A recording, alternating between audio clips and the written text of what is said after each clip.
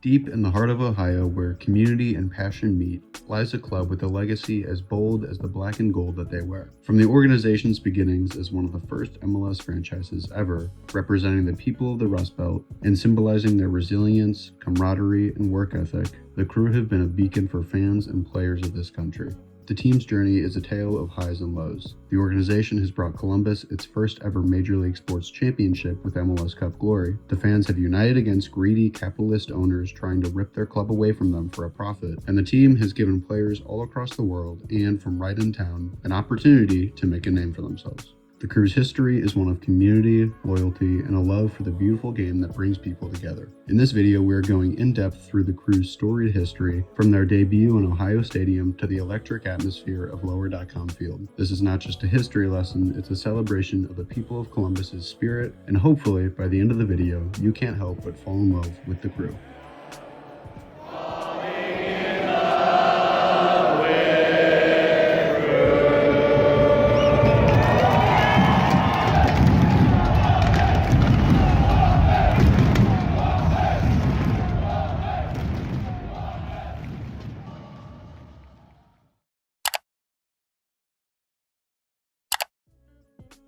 Before I really get into the history of soccer in Columbus, I want to first completely bastardize the city's history and culture to set the stage. Columbus, Ohio was founded back in the early 1800s to act as the political center of Ohio, where the state senate and entire legislature would govern. This was a time of expansion for the U.S., specifically westward, and so projects like canals and railroads headed towards the city led to many Americans discovering the town and making it their home. This time was also a time of chaos in Europe, so many laid their eyes on the New World, specifically the newest frontier, what we now know as the Midwest. Populations such as the Germans came over in the millions, and Columbus, Ohio proved to be a popular final destination. The city also became a huge strategic center for the Union's war effort during the American Civil War and was used as a place to hold, train, and heal Union soldiers. The west side of the city even held one of the largest Confederate soldier prisoner of war camps. With all this federal support given to the city, it truly helped build it up from a small town in the middle of Ohio to a growing center of transportation, manufacturing, and commerce. So with all of this, by 1900, the metropolitan area had a population over 125,000, making it the 28th largest city by population at the time. I really wanted to get across the point that Columbus, Ohio is a city with an identity that goes back a long way. The people of Columbus know who they are, they have a strong sense of community, and are a very close, tight-knit group. Many refer to the city as the largest small town in the country. I say all of this because it ultimately becomes very important to the story of soccer that Columbus writes.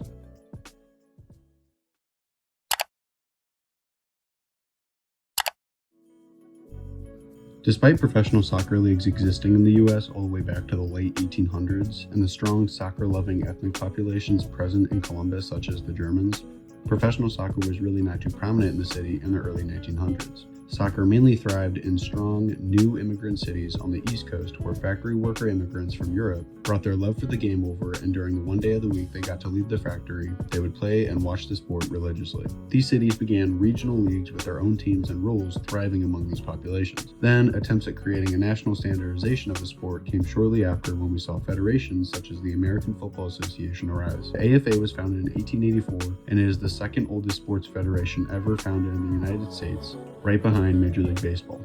During this time, many MLB owners got together and even made rival soccer organizations to fill their baseball stadiums in the winter when baseball was not being played to make more money. This led to the creation of the American League of Professional Football, or ALPF. The AFA was not a fan of this competition, so they decided to ban any player from their league if they ever signed a contract with the ALPF. So it's easy to see that the national level of soccer in the US was absolutely dysfunctional at this time. The late 1800s to early 1900s was a time without a solid, unified national soccer league in a nation full of soccer fans.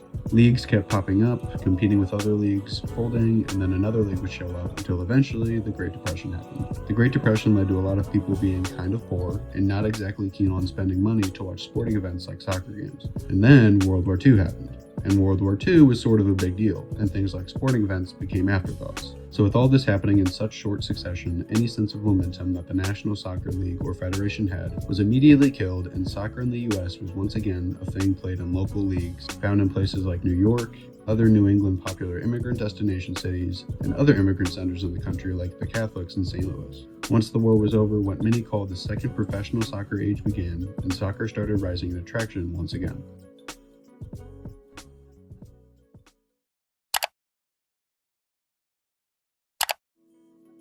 Once the war ended, the country was once again able to put resources and time into leisurely activities such as soccer. Colleges all over the country started their soccer teams around this time. For example, one of the biggest parts of Columbus's culture is the Ohio State University plopped down in the city.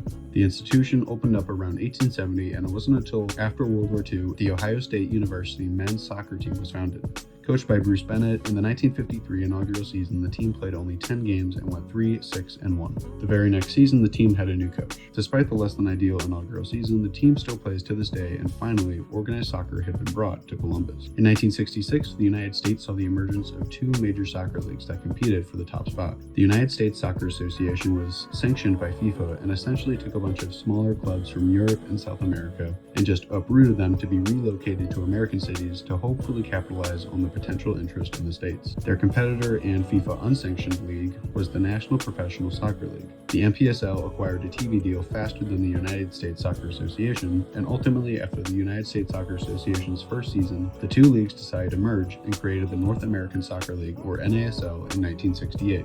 The NASL was the first taste Americans had of a truly unified major soccer league. The league had extremely successful teams such as the world-famous New York Cosmos. The Cosmos in a couple of seasons had almost 50,000 fans in attendance on average at their games, and even made incredible player signings like the world-famous Pele and one of the best defenders in history, Franz Beckenbauer. The NASL was considered the highest level of soccer in the US for quite a few decades, until overexpansion and owners that didn't really understand how to run soccer teams led to the league folding in 1985.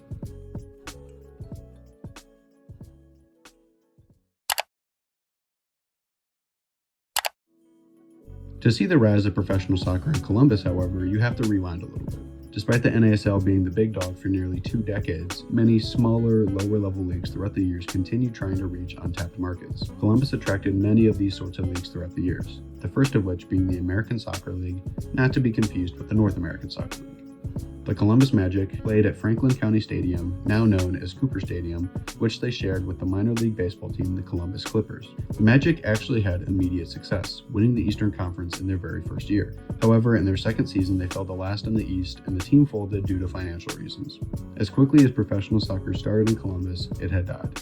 But then in 1984, Columbus attracted an indoor soccer team. A part of the American Indoor Soccer Association, the Columbus Capitals started play in Battelle Hall within the Greater Columbus Convention Center. Once again, a very similar story took place. Columbus flourished that first season. After a 40-game regular season, they were already second in the East. However, in the second year, they immediately fell to second to last, and due to poor financials, the team opted to fold. In the 90s, the city had some mediocre attempts at bringing professional soccer back. In 1994, an outdoor team called the Columbus Zogs, later Ohio Zogs, began play as a part of the United States Interregional Soccer League. The team was pretty awful. They played at the Dublin Coffman High School soccer field and never really saw any great success on the field or with fan support. Their final year of play, they finished second to last in the Central Division of the Western Conference and folded at the end of 1996. By the way, their name, the Zogs, has literally no meaning, and that's just something that they came up with for the team name because they thought it sounded cool. There was even another indoor team in 1996, the Canton Invaders, a founding member of the American Indoor Soccer Association that moved to Columbus. The team had won 5 championships in Canton. However, after their move to the city of Columbus, the team saw no success on the field. The one season the team spent in Columbus, they went 5-35 and had a point differential of negative 416. Needless to say, the team folded after only one season.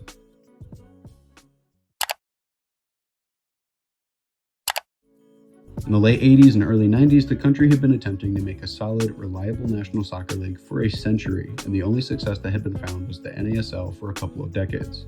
However, after all of this, once the NASL folded in 1968, the country was right back to square one when it came to successful national major soccer leagues. This is when the United States Soccer Federation decided to begin its very own Division I professional soccer league as a part of the successful bid for the hosting rights of the 1994 World Cup. This league came to be known as the one and only MLS. Despite not starting play until 1996, in February of 1995, Major League Soccer was officially founded in the States. The league started with 10 teams across the country. Their very first team to be publicly announced was in Columbus. Columbus at the time had the smallest market in the league with a metro population of 1,345,000, over a quarter of a million less than the second smallest market with an MLS team, Kansas City. The reasoning behind this move was Columbus's promised dedication of a team. They sold well over 12,000 season tickets before the inaugural season even began, and despite being the smallest MLS market, the crew outsold every other market in season tickets with no other team even hitting 10,000 tickets sold. The town was also the largest market in the US without a presence in any of the big four leagues. Columbus was ready for Major League sports, and the MLS was willing to give it to him.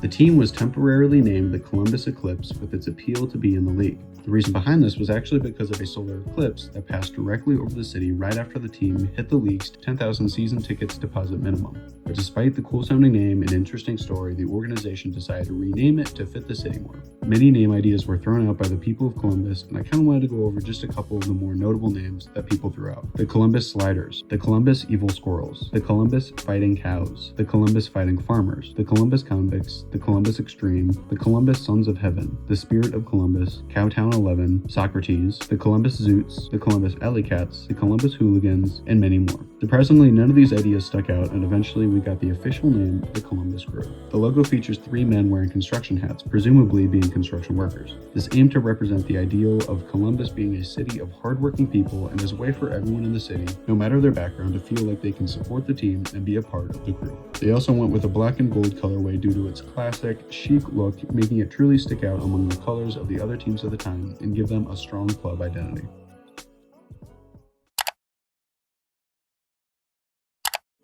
Before the season began, the MLS set the rules for how teams would acquire the players and form the teams that they wanted. Each team was first allocated 4 major, popular, or marquee players that they could sign. Then, after that, all the teams entered the February 1996 MLS inaugural player draft. The Crew actually did acquire some high-level talent. Most notably, they got the South African national team veteran, Dr. Khumalo, as well as Brian McBride, the United States national team legend who was snagged from the first round of the player draft. They even got the former USMNT coach, Timo Lekowski. On April 13th of 1996, the Crew played their very first game at Ohio Stadium versus DC United.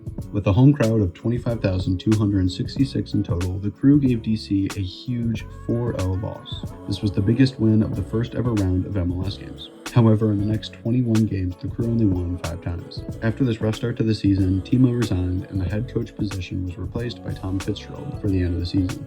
Under Fitzgerald, the Crew took 9 wins out of the 10 games left in the season, and ultimately that left the Crew at 4th in the Eastern Conference. In the playoffs, they made a run, however, in the conference semis, they fell short to the Tampa Bay Mutiny. Despite the sort of lackluster inaugural season, the fans were optimistic and ready for this new chapter of soccer in Major League sports in their city. The next 2 seasons, in 97 and 98, both years they made it to the playoffs, however, they didn't make it to the MLS Cup final game in either year. The United States' oldest lasting soccer competition ever, the US Open Cup, which dates back to 1913, was even up for grabs in 98 between the new expansion team, the Chicago Fire, and Columbus in the finals. The match was set to happen in Virginia Beach, but due to a hurricane was controversially moved to Soldier Field, the home of the Chicago Fire. The Fire went on to beat the Crew 2-1 at home in extra time, and the Crew's first possible silverware to ever add to their closet was arguably unfairly ripped from them in the very last game.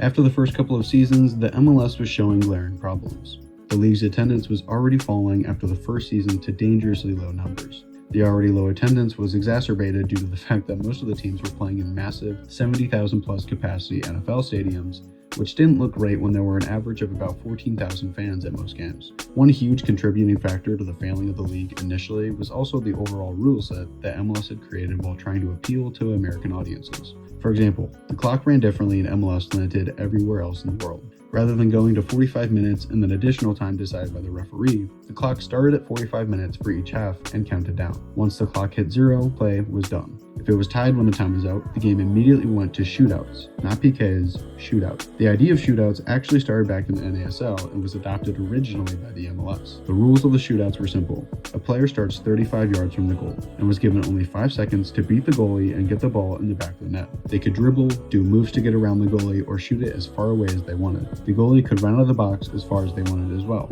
They just had to be on their line when the whistle was blown. Ultimately, the shootouts were an Americanized, excitement-driven variation of the normal PKs. These more Americanized variation of the rules that MLS decided to implement ultimately hurt the league by pushing away a lot of the traditional soccer fans that there were in America already, while also not really attracting to new fans in the sport. So the clock countdown and shootouts were ultimately removed at the end of the 1999 season to be replaced with a more classic rule set. The weird rule sets possibly even had a part to play in the 1998 World Cup, where the US men's national team was organized out of mostly MLS players, and they were eliminated in the group stage after losing 3 straight games. People people had very little faith in the league and the quality of play, which ultimately translated into heavy financial losses for the first couple of years. In the MLS's first 5 seasons, an estimated $250 million were lost, and if you fast forward to 2004, the losses were estimated at $350 million. Because of the financial hardships, many league officials decided in late 2001 to fold. However, new financing was found from owners like Lamar Hunt, the Kraft family, and Philip Anschutz, who were willing to take over more teams and keep the league alive in the meantime.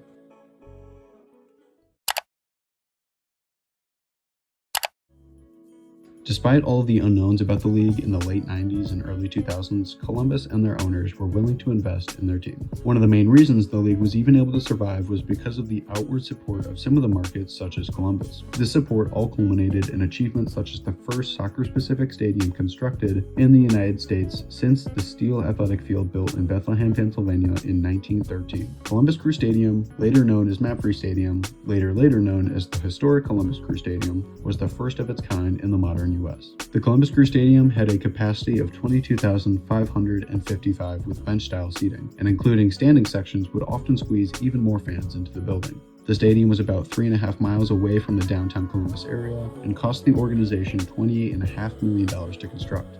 In this period of the MLS with their future unknown, this big of an investment was a huge deal. But if you asked any fans or players at the time, they would say it was worth it. On May 15, 1999, Columbus Crew Stadium was hosting its first ever MLS game in front of a sellout crowd of 24,741 fans versus the New England Revolution. Former Revolution defender Brian Dunseth, who played in this game, is quoted as saying, "I remember running out and warming up and just being like, damn, Columbus has some fans.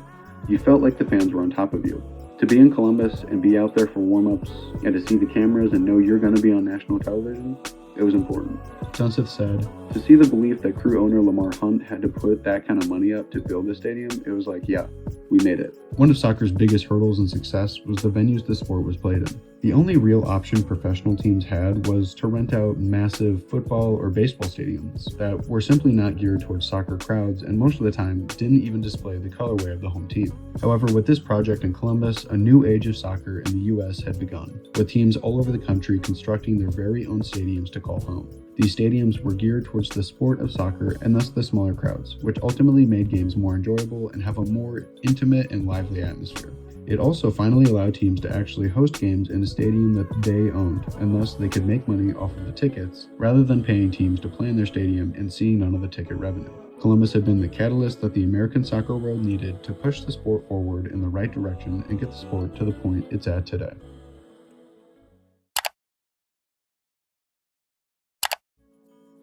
After 6 years of existence, 2 different head coaches, and multiple playoff appearances, the club still had no Open Cup trophies, MLS Cup trophies, supporters shields, or any international silverware to show for. Under Tom Fitzgerald, the team hadn't really had great early success, and early in the 2001 season, Tom was let go by the Crew. Greg Andrulis took over from Fitzgerald, and thus the Andrulis era began. And in his very second year of coaching, the Crew were making an incredible Open Cup run. I touched up on the US Open Cup earlier, but I'd like to go over it just a little bit more. As I said, the Open Cup is the oldest ongoing US national soccer competition ever, dating all the way back to 1914. It's a knockout tournament between roughly 100 teams from all levels of professional leagues that are sanctioned by the United States Soccer Federation that happens every year. As of this video being recorded, this includes MLS, the USL Championship, USL 1 divisions, the National Independent Soccer Association, MLS Next Pro, and even amateur clubs in early rounds. The winner of the tournament is given a large cash prize and a spot in the CONCACAF Champions Cup, which is a competition between all of the highest level of soccer clubs in CONCACAF countries. The competition is a super cool way to uphold a sense of tradition with national soccer, as well as help give some lower level teams the spotlight and prove themselves. However, while all levels of play are in the tournament, no lower division team outside of the MLS has won the cup since the Rochester Rhinos did in 1999. Lower level teams have made the finals as recent as 2022 with Sacramento Republic FC, but none have won in over 20 years. With the 2002 Open Cup, Columbus Crew was given a bye into the third round. Their first match was against the 1995 Open Cup champions, the Richmond Kickers. At the time, the Richmond Kickers were a high-level USL A-League team that was making a deep run into the tournament, to play against the Crew in the third round. So on July 17, 2002, in front of a crowd of 7,887, the Crew ended the kickers' run with a Brian McBride pen in the 34th and goals in the 68th and 73rd by Dante Washington. This led to Columbus moving on into the quarterfinals away in Uniondale, New York. On August 7th at the Mitchell Athletic Complex in front of 8,314 fans, the Crew's next opponents were the New York Metro Stars. Despite playing away, the Crew had a fiery start. A McBride goal in the 34th and a goal by Kyle Martino in the 46th put the Crew up 2-0, looking forward to moving on.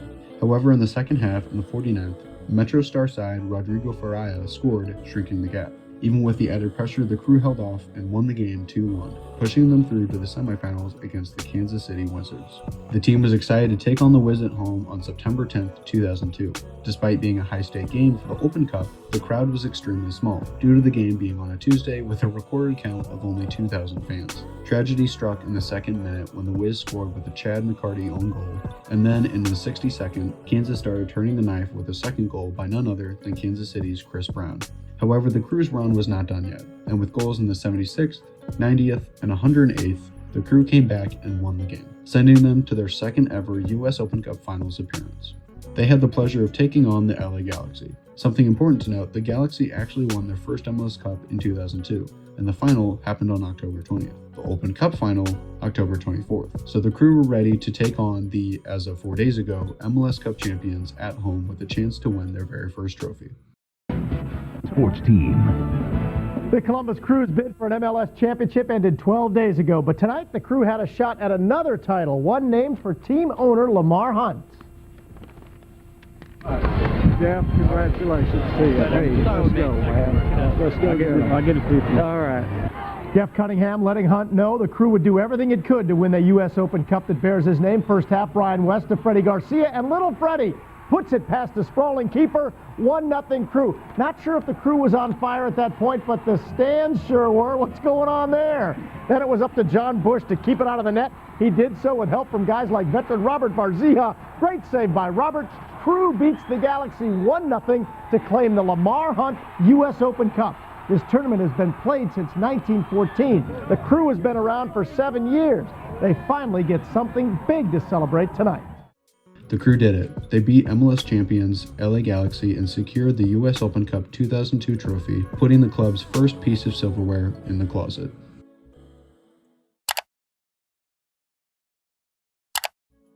With winning the Open Cup, the Crew were awarded a spot in the 2003 CONCACAF Champions Cup, which is an international tournament pitted against all the best clubs in the North and Central Americas as well as the Caribbeans. The Crew even made it past the first round, beating Panama side Arabi Unido on aggregate 4-2. They then went on to lose to Mexican side Morelia on aggregate 6-2, tying the Galaxy as the deepest run by an MLS team into the competition at the time. This 2003 season was lackluster. The Crew placed 8th in the overall table out of 10 teams and simply weren't where they wanted to be, which didn't help when the Crew legend Brian McBride left the club. From 1996 to 2003, Brian McBride had 199 appearances across all competitions and acted as the main offensive force for the team, scoring a still-standing Crew record of 79 goals and assisting 51 times throughout the years. McBride truly was the face of the franchise, being the first draft pick in Crew history, first Crew player to ever score a goal, and leading the Crew onto the international stage through the Champions Cup. With such an impressive career with the Crew, it was no surprise that in 2011,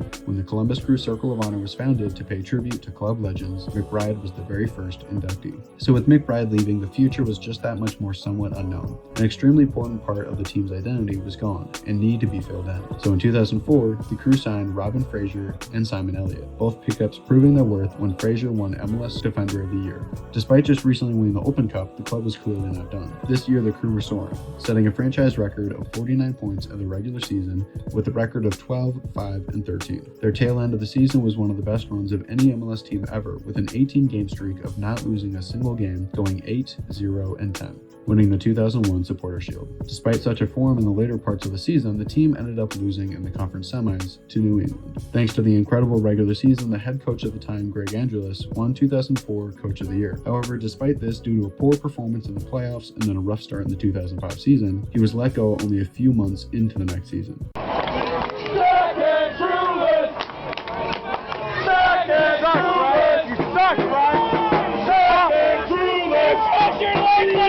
Bye-bye, Greg!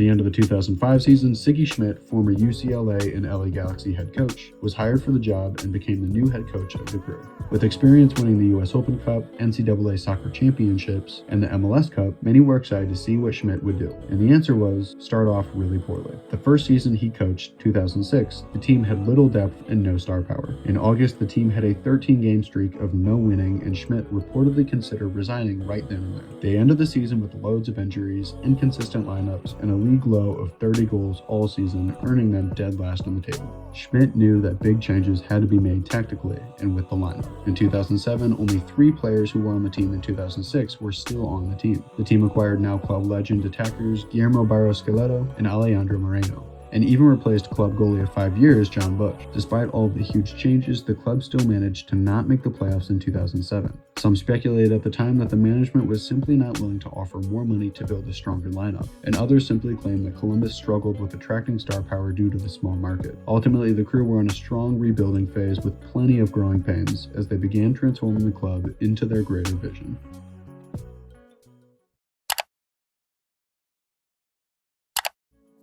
Around this time, the fanbase culture began evolving as well. It was here where the club fans began using one of the most organically grown and funny MLS team nicknames ever, the Massive. As described by Steve Sirk in an article titled The Origin of Massive, Zach Bernardo, who was a Crew supporter culture kingpin, saw Manchester City make a signing with Kevin Keegan as their manager. While reporting on the deal, the club boasted the term Massive Club a lot, despite their almost complete lack of massive success up until that point, being overshadowed by hometown rivals Manchester United. Zach and so many others found this to be very funny and decided to appropriate the Massive. Still, during this time, despite some league expansion, Columbus was definitely the smallest market in the MLS, even being just the 3rd biggest major league sport market in Ohio alone, behind Cincinnati and Cleveland. In the MLS, lots of negative reporting would come out against Columbus.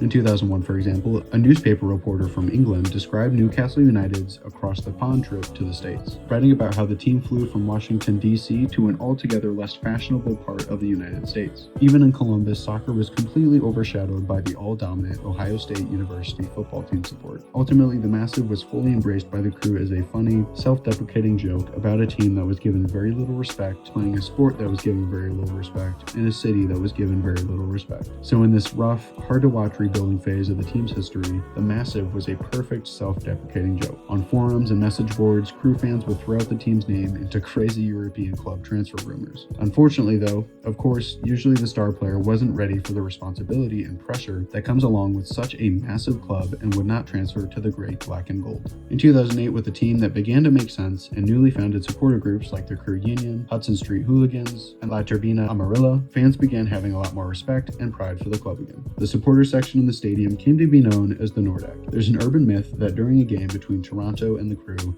the Toronto fans flooded the Crew Stadium 2,500 strong and forced all of the fans in the supporter section for the Crew into the corner, thus that is how the Nordic was formed. However, that's just not true. Reporters were just meat writing Toronto, which was very common at the time. The real reasoning behind the Nordic and its location is literally just that the Nordic means North End in German, because due to a newly constructed stage at the end of the field, the supporter section was relocated to the northern corner of the field rather than being on the end. Nice try, Toronto. Anyways, the name The Massive had gone from being a comedic, self-deprecating hope for all the disrespect the club was given to being a genuine rallying cry of pride and belief in their team to win championships. Fans in the Nordic would make all kinds of posters involving the Massive one way or another and yell chants involving the moniker.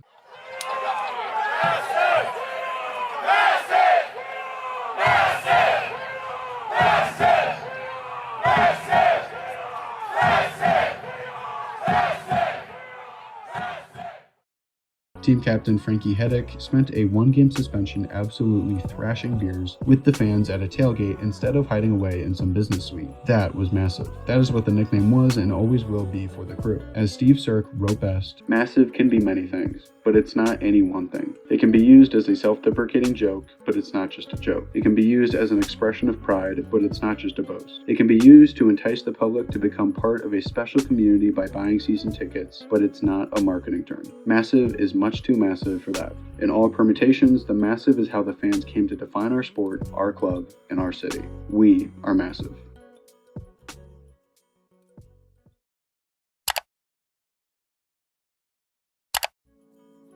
The pressure was on in the 2008 season. Schmidt coming in, completely overhauling the entire team, leaving some beloved Crew legends behind just to go under 500 and not even make the playoffs wasn't exactly the best look. So things had to go right this season. The Crew started the year with 6 wins out of their first 7, their only loss coming to the New York Red Bulls. The team then went on to have some troubles in the mid-season, winning only 3 games in a 12-game stretch at one point. However, they came back to form towards the end of the season. They ended the regular season with a huge 57 points, a 17-7-6 record, and 50 goals scored. The Crew were 6 points ahead of the next team in the entire league and 11 points ahead of the second team in the East, the Chicago Fire, earning them their second Supporter Shield.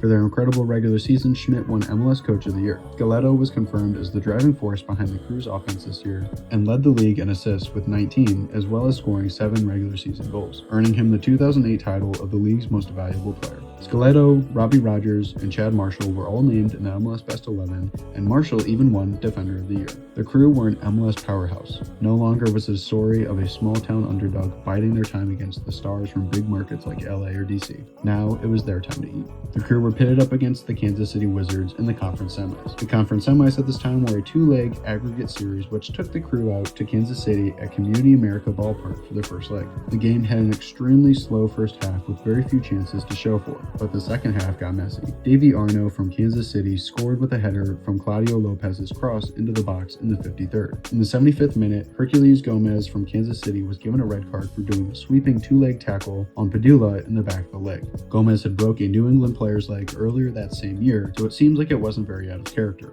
Thankfully, the red card would make him ineligible to play for the rest of this game and next game in the series. Towards the end of the match, the Crew were running out of steam and hope, feeling like their history of doing not so great in the playoffs was only repeating again. However, in the 91st minute, Steven Lenhart tapped in a loose ball, tying up the score. The game ended minutes later without another goal. The Crew were going home, knowing that the Wiz would have to win away without Gomez to win the series. Something sort of interesting I found while doing research for this game was the archived live chat board from this game. I just think it's so cool that this genuine human experience or interaction is like fossilized on the internet forever with this chat board. It just kind of set me back when I was reading it, knowing that this was an actual conversation that happened over a decade ago between a couple of like online strangers. The internet's a pretty cool way for people to interact and connect over things they love, like soccer, and I just thought it was kind of cool and I wanted to show this. The game at Columbus against the Wiz was another messy one, including 6 yellows between the two sides. The Crew immediately stole the momentum with an early goal in the 7th and lengthened their lead in the 57th, all while preventing a single KC goal. The Crew had won the first series of the playoffs 3-1 against the Wiz, pushing them through to the conference finals. Columbus was going back to the conference finals for the first time since 2002. Back then, conference finals were a single leg game played at the higher seeded team's home, which meant that the Crew had home advantage against the Fire.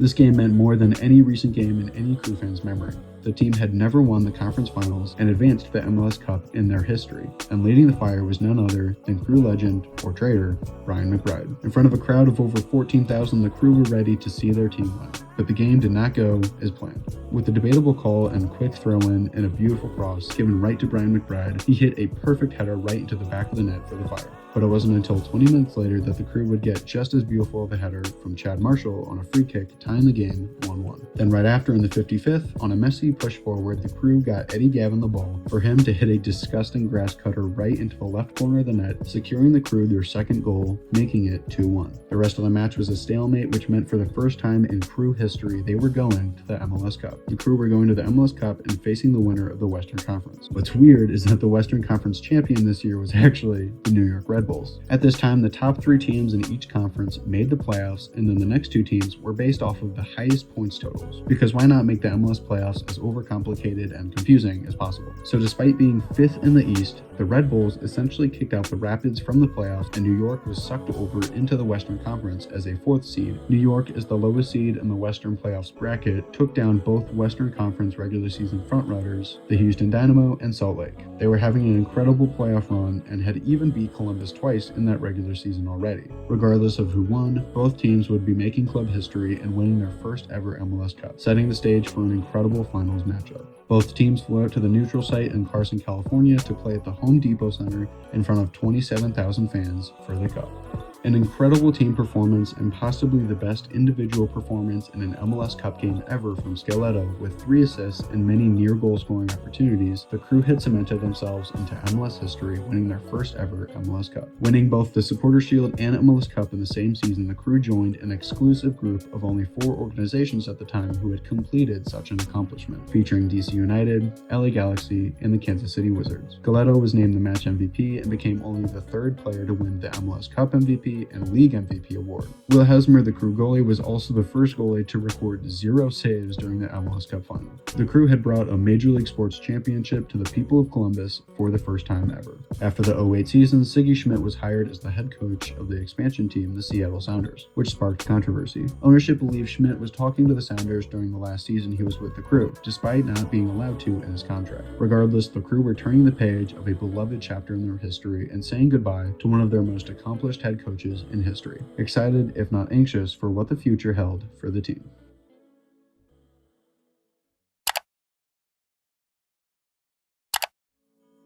With Sigi Schmidt leaving the organization, the assistant coach, Robert Warszyka, was promoted to head coach and was expected to continue the success of the team. Warszyka played on the Crew from 1997 to 2002. He raised his kids in Columbus and was the intermediate head coach before Schmidt, and one of his kids was even on the Ohio State men's soccer team. He was the obvious choice thanks to his dedication and loyalty to the organization and town throughout the years. Under his supervision, the lineup changed very little, with the organization keeping key players like Alejandro Moreno, Schelotto, and Hedek. The 2009 season started off very rocky, with the Crew not winning a single game in their first 7 appearances. However, with a strong mid-season winning run and a decent amount of ties throughout the entirety of the season, the Crew finished the season with a 13-7-10 record. This put them above the Galaxy and thus becoming at this time the 2nd team to ever win the Supporter Shield 2 years in a row. Now with the regular season done, they were preparing to join another exclusive club of teams who had won 2 MLS Cups in a row, with only DC United and Houston Dynamo. Their first opponent in the playoffs was Real Salt Lake. Keeping the game tied for a majority of the time, the Crew eventually gave up a goal in the 88th minute. But with a 1-0 loss away, the Crew honestly were looking pretty good. The chances of them coming home and winning by 1 or more goals was high. Back to Columbus we were headed. By the 35th, the Crew were up 2-0 already, and things were looking good. Then they gave up 3 with no goals of their own.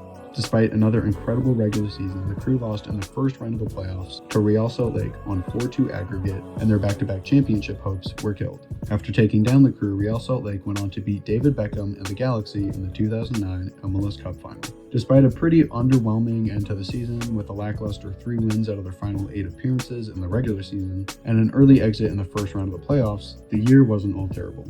The team had an incredible overall regular season, winning their 2nd Supporter Shield, officially signing their first designated player contract with Schelotto, and continuing to work on the team's coercion and efficiency while playing together, all while just replacing the coach who sewed that championship team together. They even won the 2nd series ever of the Triumphant Cup.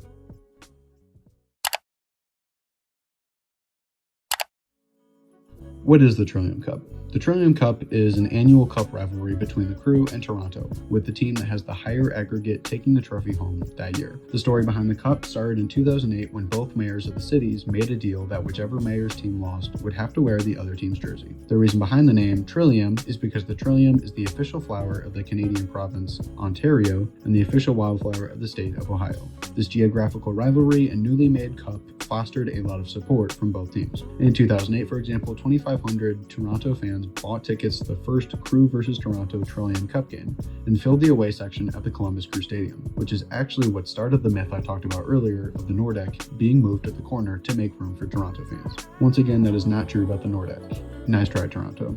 The Trillium Cup has become a fun, in-season rivalry between the two clubs to rally fans behind a conference rival.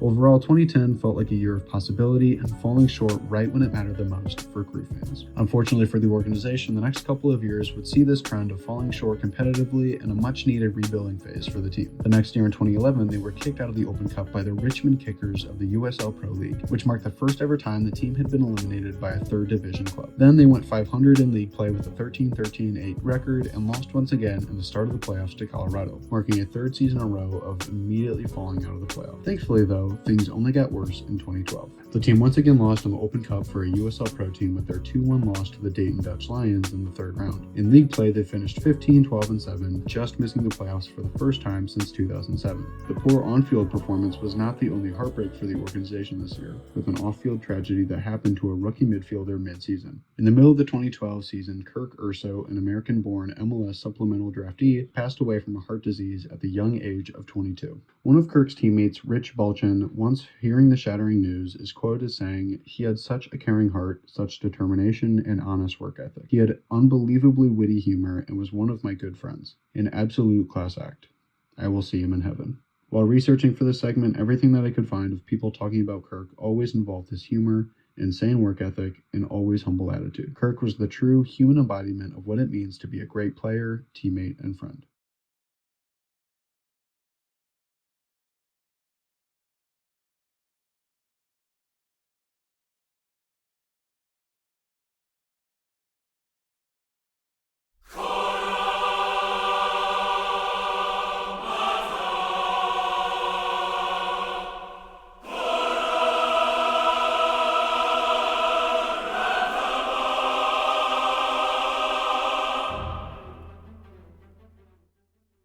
The 2013 season was a continuation of everything that had been broiling up over the last couple of seasons. About 3/4 into the season, the Crew lost at home to the Seattle Sounders, and with another lackluster season on the field and a tired fan base, the organization let Orsica go, and technical director Brian Bliss took over as the interim head coach for the rest of the season. This marked the end of the Orsica involvement with the organization that began almost 2 decades earlier when he started as a player in 1996, and a symbol of the club finally buying into a full-on rebuild.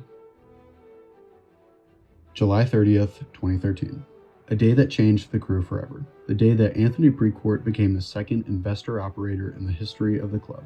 Precourt came into Columbus with a vision. He brought upgrades to the stadium, did work innovating the team's brand, and even hired the new club head coach Greg Berhalter, also making him the first sporting director in the club history. The 2014 season was in some ways a breath of fresh air for Crew fans. Berhalter proved his club coaching abilities, starting the season off with 3 wins. However, they went into a long win drought later that season. A World Cup saw the team lose a couple of their key players to international duties, but by mid-season some big player changes and transfers were made that led to the club making the playoffs for the first time since 2011. The biggest changes were really off the field. Managers within the organization who some believed had underperformed were let go and were replaced with nationwide searches for the highest talent in the country. The fans were brought back with all of the buzz. And thus, only 3 years after the team average attendance had dropped under 12,000 people again, the 2014 season saw 5 sellout crowds and the highest total attendance at Crew Stadium in any season ever. The identity of the team was being reformed with Precourt, and saw a major facelift with the logo that had gone unchanged since the team's conception. It was replaced with a new logo that was an attempt to reflect the team's relation to Ohio. The team name was even changed slightly, adding SC at the end to make the club the Columbus Crew SC. The changes were broadly popular as fans looked forward to a new and hopeful, brighter future for the club. Frankie Hiddick was also inducted in the club's Circle of Honor this year, as well for his contributions to the team as one of the team's first iconic players. With the great success that Precourt and Berhalter's first year was, 2015 was everything fans expected. The team re-signed MLS legend and past Crew player Kai Kamara, where he proved an important piece for the team with 22 goals and 8 assists in league play, and thus a serious contender for the Golden Boot that year. The team went 15, 11, and 8, which got them into the playoffs again. They started the run with a loss to Montreal 2-1 away, and then a 3-1 victory in the second leg, thus pushing them through to the Eastern Conference Finals, where they'd meet their longtime opponent, the New York Red Bulls. The first leg was at home and started off with a bang, seeing Crew's Justin Merrim scoring the first minute of the game, and Kamara sealing the game with a brace in the 85th. Then, after a boring game at Red Bull Arena, seeing the only goal being a Red Bull's 93rd minute desperation goal, the Crew were on their way to the MLS Cup Finals for the first time since 2008. The Crew were to face the Portland Timbers to bring the Cup back to Columbus just in a couple of years in the new era. Sadly, this game started with a heartbreak. In front of almost 22,000 fans at home, Portland scored on the very first minute of the game, and caught a brace only 6 minutes later. Immediately, it felt like things had been too good and everything was finally catching up to the Crew. But Kamara wasn't done yet. With a goal in the 18th, he was determined to bring the game back. Unfortunately, the rest of the match was a complete stalemate, seeing Portland become the first team to win an MLS Cup away in the home venue era of MLS Cup. Unfortunately, the club was inches away from reaching the summit once more, and this misfortune only continued into the next season. 2016 was a rough one for Crew fans, with a final record of 8, 14, and 12. The Crew were the second worst team in the East and third worst in the entire league. This was the start of one of the most difficult times in the Crew's history. On October 17, 2017, Precourt announced that he had intentions to move the franchise out of Columbus to Austin, Texas, if a downtown stadium could not be secured in Columbus. After this news broke land, the movement #SaveTheCrew rose. The grassroots fan movement to save their team was that of protecting the identity of Columbus, and a focal point for the community that the team was for them. On October 22nd, over 2,000 Crew fans congregated in front of City Hall to voice their support for the team and disapproval of Precourt's proposed move. Later that month, it was revealed that in the purchase of the club that Precourt had, there was a clause that would legally allow him to relocate the franchise if he so chose, but only to the Austin, Texas market. On the 31st of that same October, the Crew were playing NYCFC in the playoffs, and fans decided to come out in huge waves to prove to the ownership group that they were crazy to think that the team didn't have the support needed to sustain the club in Columbus. The act of protest to show Precourt he was making a mistake was a beautiful sight to see, with a sellout crowd filling the stadium. Something I found interesting when researching the topic, though, is that the announced attendance of this game was only recorded at being just under 14,500 fans. As you can see from fan footage posted of the game online, this number is wildly inaccurate and was likely recorded way before most of the fans had actually entered the stadium, as a tactic by Precourt to make it look like there was lacking fan support for the team, even in a big protest game like this one. In poetic fashion, the Crew went on to beat NYCFC this game 4-1 in front of a full and rowdy crowd of fans. Later in November, Don Garber, Precourt, and Columbus Mayor Andrew Ginther had a meeting about the Crew's future. Precourt and MLS sided together and refused to take the relocation threat off the table. According to Precourt and MLS, the city offered no viable plans for a downtown stadium, whereas the mayor stated that it was obvious that Don Garber nor PSV, Precourt Sports Ventures, had any commitment for the team to stay in Columbus. Later in the annual State of the League press conference, Don Garber discussed the issue more in depth. In 2008, when the league made a huge push to bring in more ownership groups for the individual teams instead of single ownership groups owning multiple teams, they found issues finding local sponsorship for the team in Columbus. Garber stated that if Precourt had not purchased the team, it was totally possible that the Crew would have already gone under and ceased operations. Now, as to why these issues were never publicly stated until now, Garber said it was because the league is a private business and thus this wasn't necessarily something that they had to be made public. Looking back though, it was extremely fishy and comes off as if Garber were simply wanting to move the Crew to Austin because it was more economically viable, despite the already in place fan support and culture that the team had grown in its home of Columbus. Thankfully, on March 5th, 2018, Ohio Attorney General Mike DeWine and Columbus City Attorney Zach Klein filed a lawsuit against Precourt, citing that the untested Modell Law prevents sports teams that benefited from public facilities or financial assistance from relocating to another city without a 6-month notice and at least attempting to sell the team to a local ownership group. However, this lawyer battle was going to be a long one, and it was still uncertain if the never-before-used law was going to work against Precourt. Later that year in May, even more worries arose as Don Garber announced that FC Cincinnati was going to be the newest expansion team starting play in 2019. Questions arose as to whether or not there would be 2 Ohio teams, or if this was the league's way of essentially trying to replace the Crew and capitalize on a different,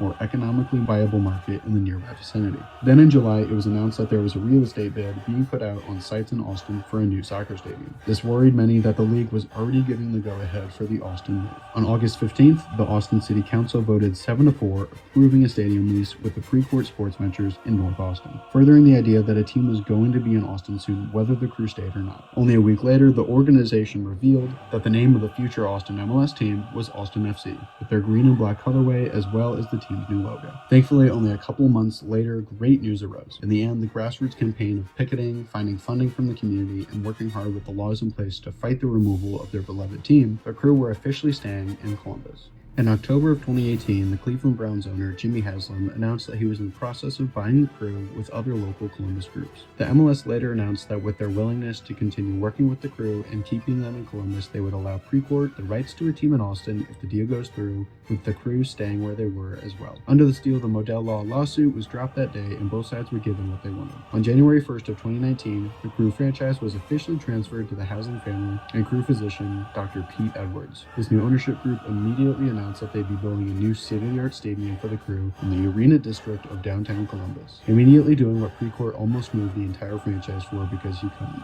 How poetic.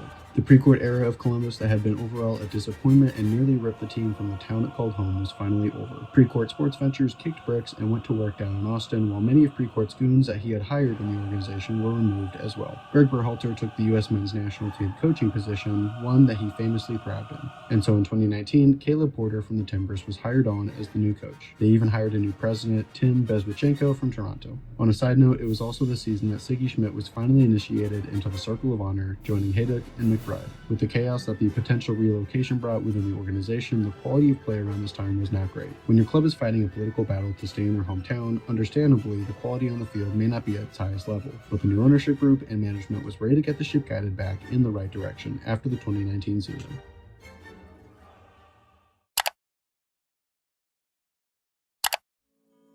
Right in the middle of the whole pre-court drama that lasted multiple years, the Crew's now biggest rivalry was being formed. In 2015, FC Cincinnati was founded in the USL as another high-level Ohio soccer club. The two first met in the 2017 US Open Cup, where Cincy was ready to prove themselves as a competitor for the state, while Crew fans were giving the team little thought, with most Crew supporters not even thinking of Cincy as a rival due to them being in a lower level of soccer. The game shocked fans on all sides when Crew went to Nippert Stadium to take on the new USL team in the neighborhood and fell 1-0. Being eliminated from the tournament by the new in-state team, Cincy was giving a strong argument for Crew fans to take them seriously. Then after 3 years in the USL and some very proven support by the city, FC Cincinnati was moved up into MLS. The rivalry was given one of the most creative names for any derby in the league, with the Hell is Real moniker. This name is derived from a religious billboard that is located on Interstate 71, the highway that connects Columbus and Cincinnati. The billboard became a symbol of the rivalry, and the slogan was a description of the fiery nature that the high-stakes in-state rivalry had. They even gave their MLS Next Pro rivalry an alternative name with the Heck is Plausible moniker, which I think is hilarious. Once the Crew got to work under the new Haslam ownership team,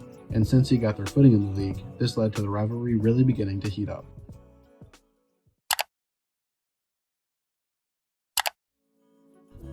Before the 2020 MLS season began, some big signings were made that went on to define this era of the Crew. The team signed a new DP contract with Lucas Zellerian and MLS midfielder veteran Darlington Nagbe. The fans were ready to see their new team play when all of a sudden the world shut down. On March 12, 2020, COVID-19 cut the MLS season short in an attempt to prevent the spread of the disease. This was the first time since 2001 that regular season games had been interrupted. The last time this happened was due to the September 11th attacks.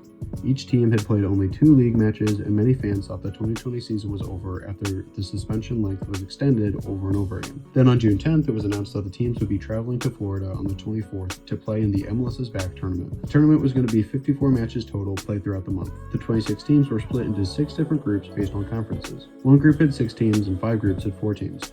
Each team would play 3 group stage matches, and these games would be counted as their MLS regular season standings. This was complicated when Dallas and Nashville both had to drop out due to COVID spread in the teams. This led to the reorganization of the tournament into 6 groups of 4 teams. The Crew were in Group E, with Atlanta United, FC Cincinnati, and the New York Red Bulls. They went on to win all 3 group stage matches and shutout victories with a goal differential of +7 and advanced out of Group E. They went on to the round of 16 where they faced Minnesota United, and despite their dominant performance in the group stage, they fell short in a PK shootout, removing them from the competition.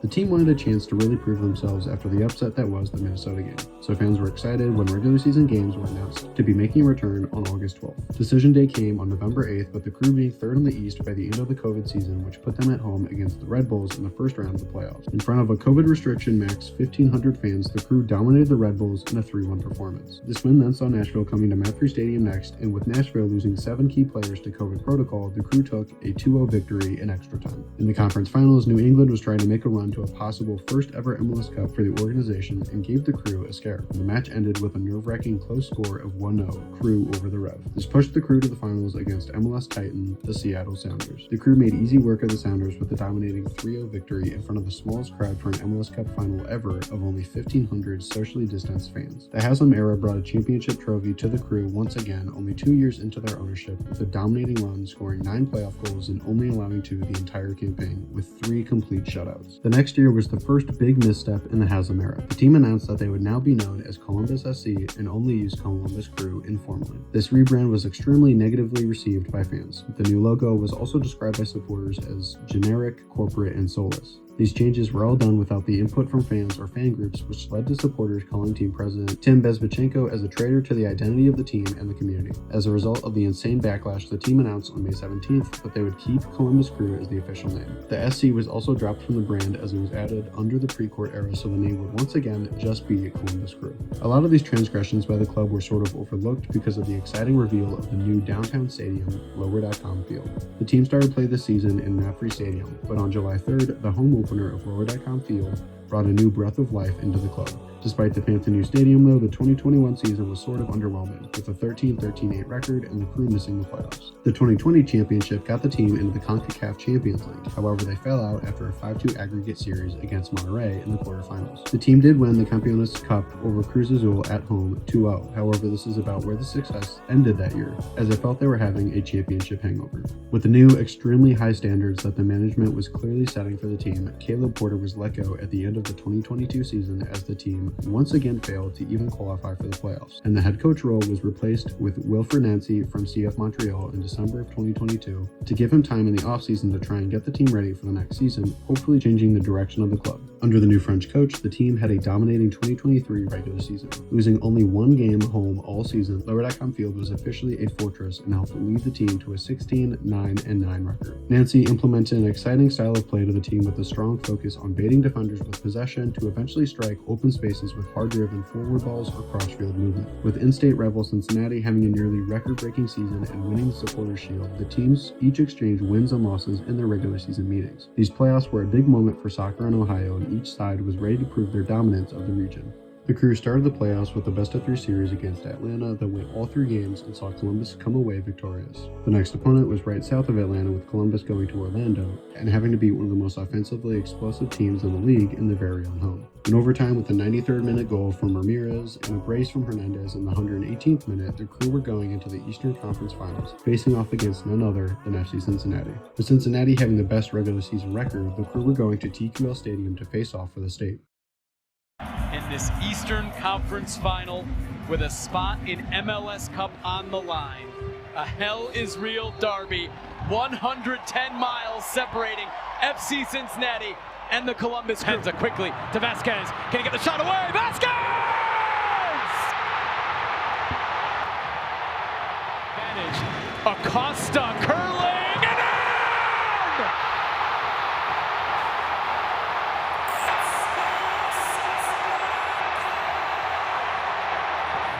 Gressel drives it in. Ramirez was there, and it's in! Christian Ramirez off the bench once again on the score sheet. Gressel, Ramirez, touching to Rossi. This is so good! What a goal! Let's have one more chance. Over Rossi's head, headed away by Murphy. And the full-time whistle. Columbus comes back to force extra time in the Eastern Conference. If you're cramping, why are you flicking the ball up, trying to juggle out of it? Gressel in, Amundsen flying in, didn't get there, but it makes its way to Molino. Molino, back post, Cucho, and then Ramirez has done it!